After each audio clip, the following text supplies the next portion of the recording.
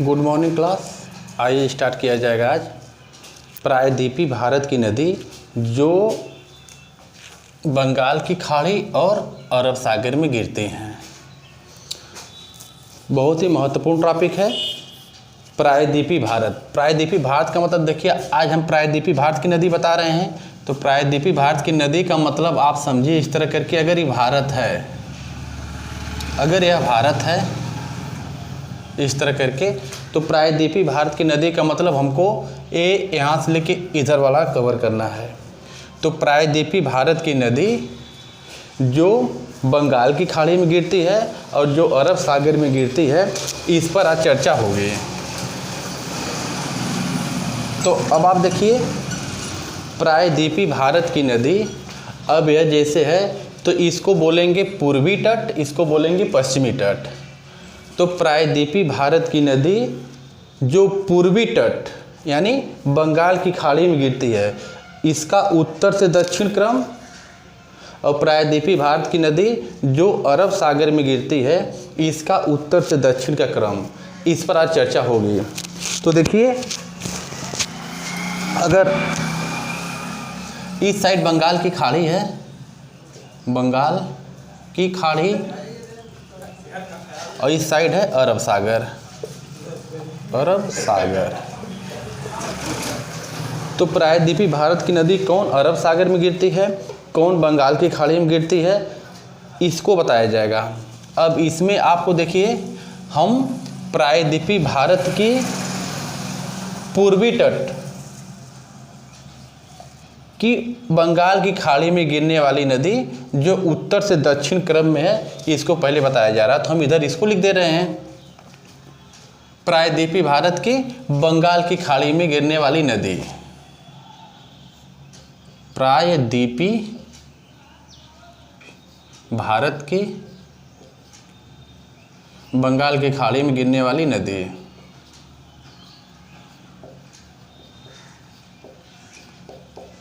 गिरने वाली नदी हो गया। अब इसका उत्तर से दक्षिण क्रम है, मतलब इसको हम एक क्रम में बता रहे हैं। परीक्षाओं में कभी कभी क्रम निर्धारण करने के लिए देता है। तो उत्तर से दक्षिण क्रम, उत्तर से दक्षिण क्रम यानी ऊपर से नीचे हम आ रहे हैं। तो यहाँ कुछ महत्वपूर्ण पॉइंट है कि जितनी भी नदी बंगाल की खाड़ी में गिरती हैं, ये सभी डेल्टा का निर्माण करती हैं, डेल्टा का निर्माण करती हैं। और जो नदी अरब सागर में गिरती है, यह डेल्टा का निर्माण नहीं करती है, बल्कि एक्सचुरी का निर्माण करती है। अब एक्सचुरी क्या होता है, डेल्टा क्या होता है, इस पर हम चर्चा करेंगे। लेकिन पहले देख लीजिए कि बंगाल की खाड़ी में गिरने वाली नदी कौन कौन सी है। तो देखिए, एक गंगा नदी आई है जो बांग्लादेश में प्रवेश करती है। तो गंगा नदी जो है, ये तो उत्तर भारत की नदी हो जा रही है। लेकिन हम ये जो पूर्वी तट पर गिरने वाली नदी, इस पर हम विचार कर रहे हैं। तो थोड़ा ध्यान दीजिए, यह जो गंगा नदी है, गंगा नदी से एक नदी आई है हुगली नदी,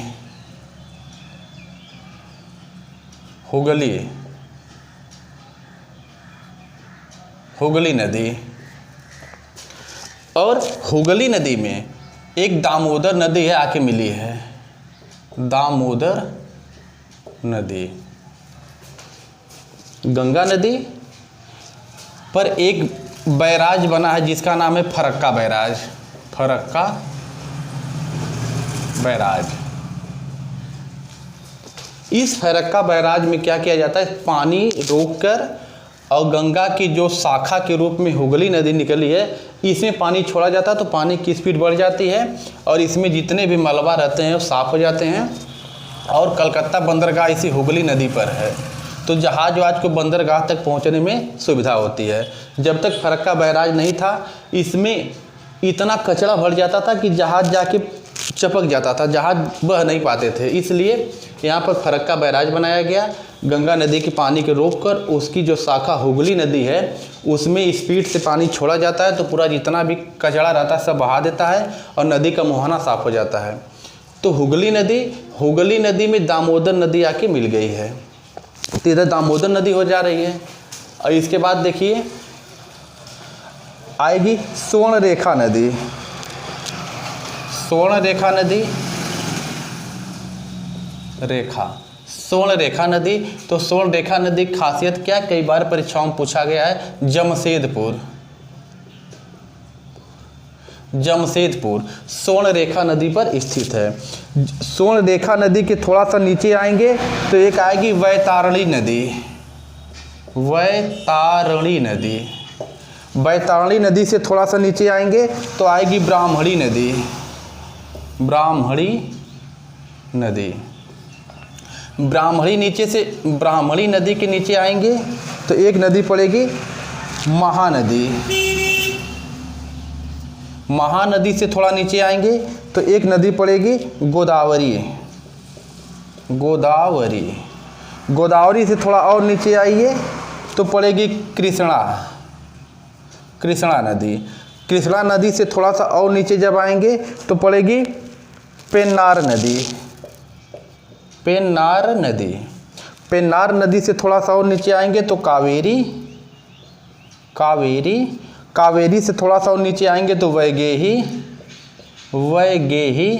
वैगेही, उसके नीचे आएंगे तो ताम्रपर्णी नदी। देखिए इस नदी का उत्तर से दक्षिण क्रम है। सबसे ऊपर तो गंगा नदी है, गंगा नदी की एक शाखा जो हुगली के रूप में आई है, हुगली नदी में दामोदर नदी मिल गई है। उसके नीचे स्वर्णरेखा नदी है, स्वर्णरेखा नदी के नीचे आएंगे तो वैतरणी नदी, उसके नीचे ब्राह्मणी नदी, उसके नीचे आएंगे तो महानदी, उसके नीचे गोदावरी, उसके नीचे कृष्णा, फिर पेन्नार, फिर कावेरी, फिर वैगेही, फिर ताम्रपर्णी। यह नदी उत्तर से और दक्षिण क्रम है, इसको ध्यान देना है। उसके बाद यह तो बंगाल की खाड़ी में गिरने वाली नदी हो गई। अरब सागर में गिरने वाली नदी, राजस्थान से दो नदी याद रखिएगा, एक आती है लूनी नदी,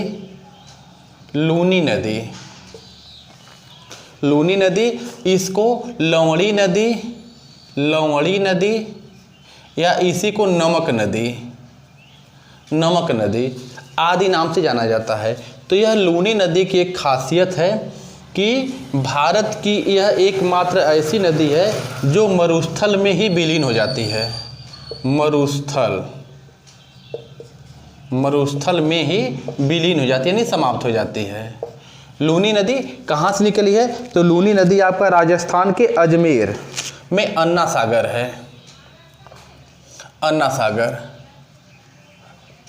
राजस्थान में अजमेर स्थान है, वहाँ से अन्ना सागर है जहाँ से लूनी नदी निकली है और यह जाके मरुस्थल में ही विलीन हो जाती है। इसको लवणी नदी, नमक नदी नाम भी दिया गया है। यही एक ऐसी नदी है जो मरुस्थल में जाके विलीन हो जाती है। तो लूनी नदी से थोड़ा सा जब नीचे आएंगे तो एक नदी आएगी राजस्थान से, ये भी निकल रही है, जिसका नाम है साबरमती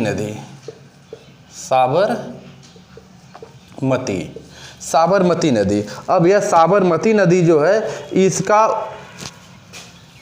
उद्गम भी है आपका उदयपुर जिला राजस्थान में धेबार झील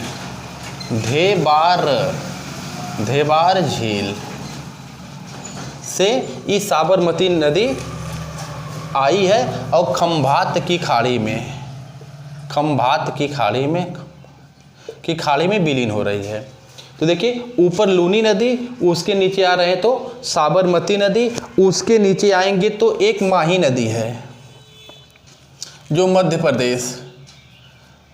प्रदेश में ग्वालियर से निकली है। माही नदी यह भी खंभात की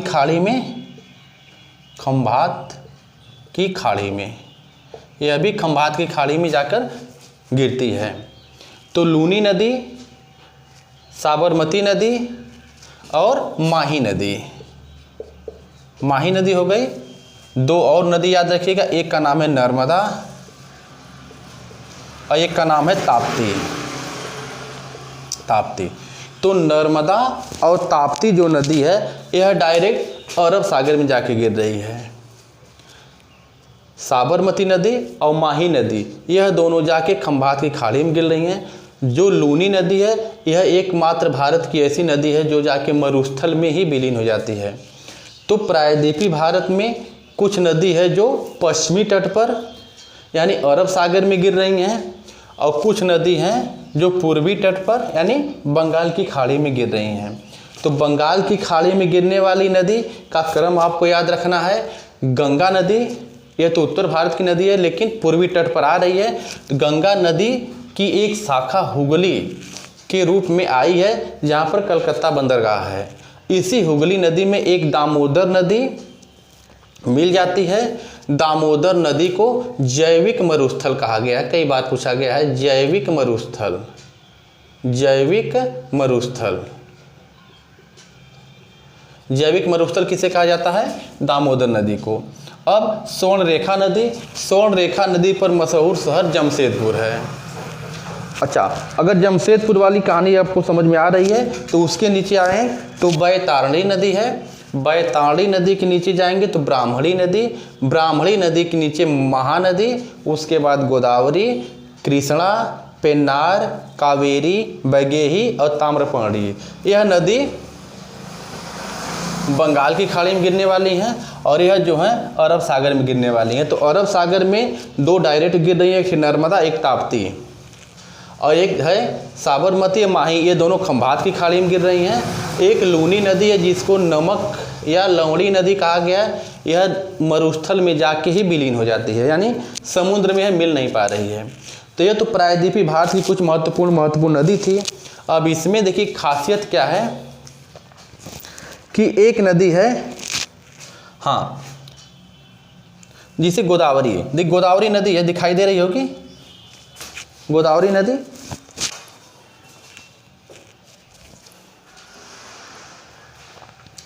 गोदावरी नदी जो है इसको थोड़ा सा हम इसको मिटा दे रहे हैं। गोदावरी नदी, गोदावरी नदी की कुछ खासियत है जिसे इसे दक्षिण भारत की गंगा कहा गया है। दक्षिण भारत की गंगा कहा गया है या इसी को वृद्ध या बूढ़ी गंगा कहा गया है या इसी को अर्ध गंगा कहा गया है, अर्ध गंगा कहा गया है। एक पॉइंट और इसमें महत्वपूर्ण है, भारत में जो सबसे लंबी अपवहन तंत्र रखने वाली नदी गंगा है, उसके बाद अपवहन तंत्र रखने में दूसरी सबसे बड़ी नदी गोदावरी नदी है। तो गंगा के बाद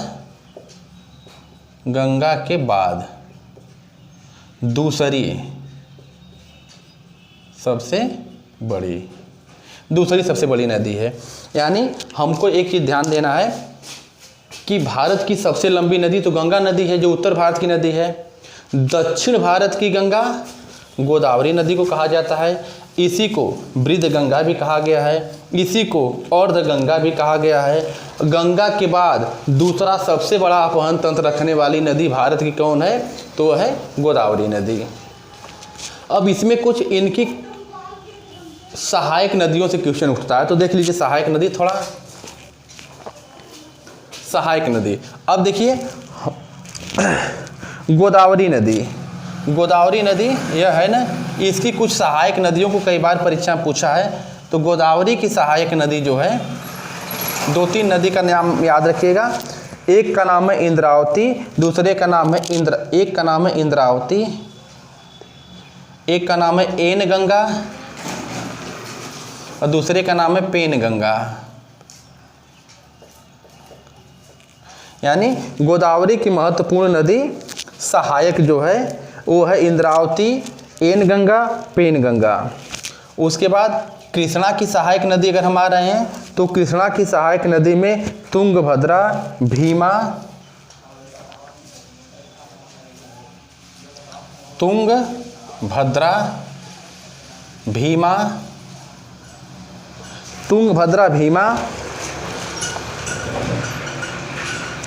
घाट प्रभा इत्यादि हैं। घाट प्रभा इत्यादि। उसके बाद कावेरी नदी है। कावेरी नदी की एक सहायक नदी को याद रखिएगा, अमरावती। अमरावती नदी, यह प्रायद्वीपीय भारत की नदी है जो बंगाल की खाड़ी में गिरती है। यह देखिए साइड वाला है जो अरब सागर में गिर रही है, उनका यह है। इनको पूर्वी तट की नदी बोला जाएगा, इनको पश्चिमी तट की नदी बोला जाएगा। हाँ, अब यहाँ पर एक बात आपको ध्यान देना है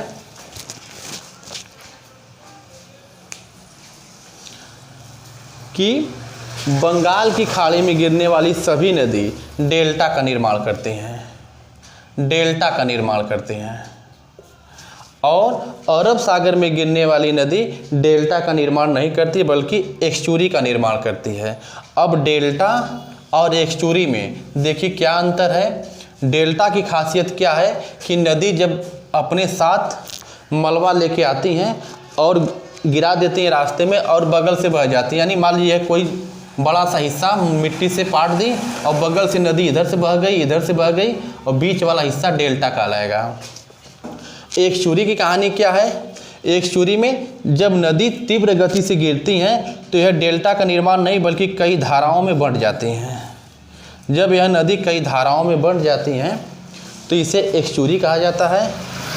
और जब नदी अपने मुहाने पर मिट्टी पाट देती हैं और अगर बगल से निकलती हैं तो उनको डेल्टा कहा जाता है। अब डेल्टा और एक्सचुरी में यही अंतर है कि यह उपजाऊ नहीं होता है, उपजाऊ नहीं होता है, और यह जो है उपजाऊ होता है, उपजाऊ होता है। तो अगर यह उपजाऊ नहीं होगा तो यहाँ पर कृषि संभव नहीं है, कृषि नहीं होती है। यहाँ पर कृषि होती है यानी खेती होती है,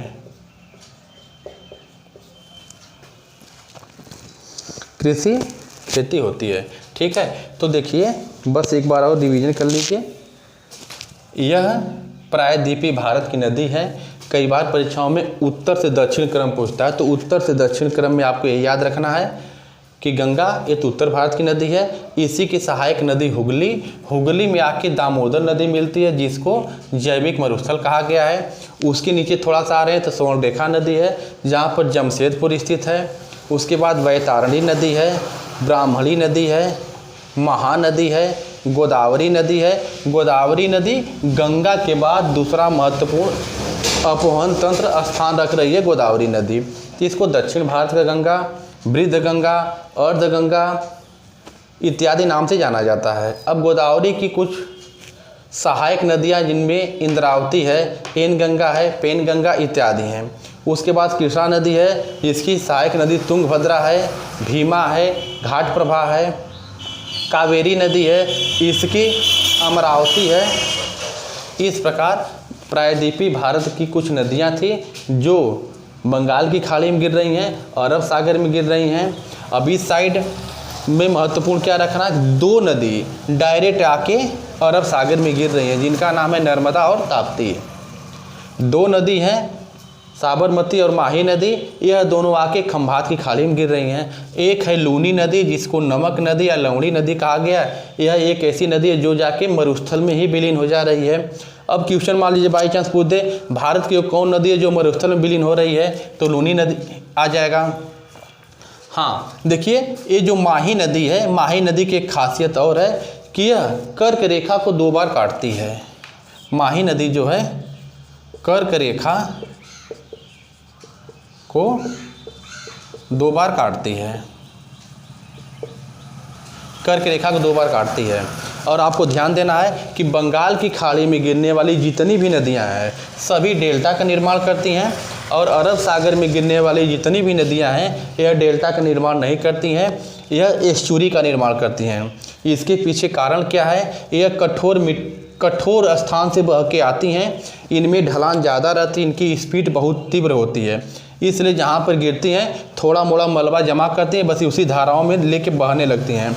डेल्टा का निर्माण नहीं होता है। जब डेल्टा का निर्माण नहीं होता है तो इसे एस्चुरी कहा जाता है। एस्चुरी का मतलब डायग्राम आपको समझ में आ रहा होगा, मतलब पानी जो गिर रहा है उसमें भी कुछ मलबा रहेगा तो अगल बगल थोड़ा मोड़ा पाटेंगे, लेकिन उसी के बीच धारा होकर चारों तरफ बहेगी, तो उसे बोलेंगे एस्चुरी। और डेल्टा मतलब बंगाल की खाड़ी में गिरने वाली नदी जो है ये मैदानी भागों से होकर जा रही हैं, तो अपने साथ मिट्टी को काट के लेके जाती हैं और उसे बहा देते हैं, जमा करती हैं। जमा करने के बाद अपनी धारा को अगल बगल से बहा के निकल जाती हैं, बीच में एक मैदान बना देती हैं जिसे डेल्टा कहा जाता है। अब डेल्टा और एस्चुरी में यही अंतर है कि एस्चुरी उपजाऊ नहीं होता है, डेल्टा उपजाऊ होता है। जब यह उपजाऊ नहीं होगा तो यहाँ पर कृषि नहीं हो सकती है, यह उपजाऊ है तो यहाँ पर कृषि हो सकती है।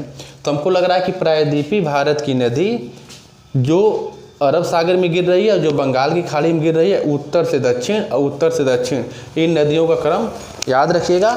उसके बाद मिलेंगे दूसरे वीडियो के साथ।